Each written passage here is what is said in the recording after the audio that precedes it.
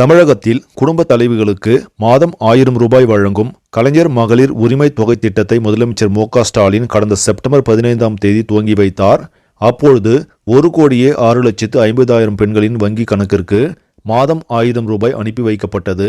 மேலும் விடுபட்டவர்களுக்கு கடந்த 10ஆம் தேதி முதல் இரண்டாவது கட்டமாக பணம் வழங்கப்பட்டது. இதில் 7,35,000 பெண்களுக்கு 1000 ரூபாய் வழங்கப்பட்டது. இந்த வகையில் 2 கட்டங்களை சேர்த்து 1,13,84,300 பேர் இதுவரை மாதம் 1000 ரூபாய் வழங்கப்பட்டு வருகிறது. இது தவிர கலைஞர் மகளிர் உரிமை தொகை திட்டத்தில் பயன்பெறாதவர்கள் மேல்முறையீடு செய்யலாம் என்று தமிழ்நாடு அரசு அறிவித்திருந்தது. இதற்காக கடந்த அக்டோபர் 25ஆம் தேதி வரை மேல்முறையீடு செய்வதற்கான கால அவகாசம் வழங்கப்பட்டது. இந்த நிலையில் கலைஞர் மகளிர் உரிமை தொகை பெறுவதற்கான புதிய விண்ணப்பம் ஜனவரிக்கு பிறகு வழங்கப்படும் என்று அமைச்சர் தங்கம் தென்னரசு அறிவித்திருக்கிறார்.